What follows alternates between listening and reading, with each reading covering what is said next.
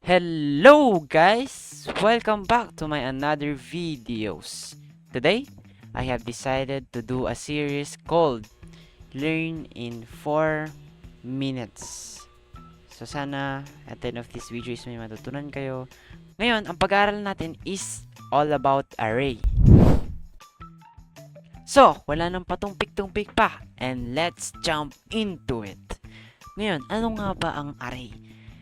Think of it like a box. Isa itong lalagyanan, okay? Pero ito ang twist. Isa itong lalagyanan na maraming pwedeng ikarga. Okay? Unlike this variable na declaration na ginagawa natin, normal declaration, normal variable, isang value lang ang kaya niyang ikarga. Well, dyan papasok ang ating array. Our array is our savior. Kaya niyang ilagay lahat ng gusto mong ilagay. Okay?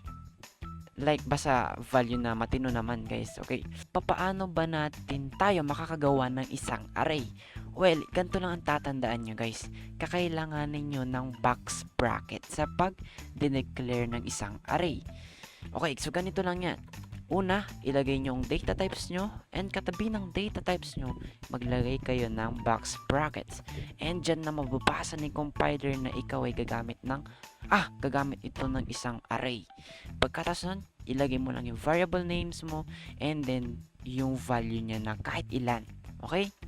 Ngayon, dito, naglagay tayo ni Java and Jake sa isang declaration lamang. Well, sa normal na declaration, gumamit pa tayo ng dalawang variable para ma-store si Java and Jake.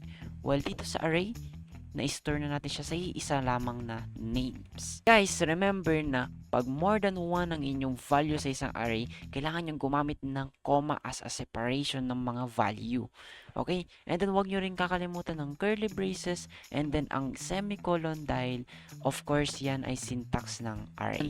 Papaano ba natin matatawag ang isang array natin, guys, no? O sa normal variables is, para matawag natin, kailangan natin tawagin yung variable nila na name1 and name2. Nakalagay dito name1 and name2 para mapalabas natin si Java and Jake.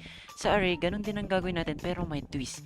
Lalagyan natin ng box bracket and kung anong index yung tinatawag natin. Dito na papasok ang index. Na remember, na ang index ay mag-uumpisa sa 0, 0 and 1, 2, 3, and so on and so forth. Basta mag-umpisa sa 0, 1, 2, 3, 4. Okay? Ngayon, kung ano yung unang nakalagay mong value, mag-store yan syempre sa una, sa 0. At yung pangalawang value mo, edi mag-store yan sa pangalawang index mo na 1. Ganun lang yun. And then, pag may marami ka pang value, mag-store yan sa 2, 3, 4, 5, 6, and so on. Ngayon, pag tatawagin natin ng isang array, ganito lang yan, guys, no? Tawagin natin yung names, yung variable names natin, gawa tayo ng box bracket. Dahil array nga ito, guys, no? And then, tatawagin natin kung anong index nakalagay yung value yung tinatawag natin. Gusto natin matawag si Java and Jake. So, nakalagay yan sa index 0. And then, sa index 1. So, pag pinrint out natin yan dalawa si Java and Jake. And now, remember na mayroon pa tayo ditong topic, extra topic na hindi madidiscuss yung paano maglagay ng size sa isang array. And yung isa pang pamamaraan ng pag-declare ng isang array na which is hindi natin ginamit. Ito yung ginamit natin at malalaman natin bakit ito yung mas prepare natin ng pag-declare ng isang array kaysa dito in Java.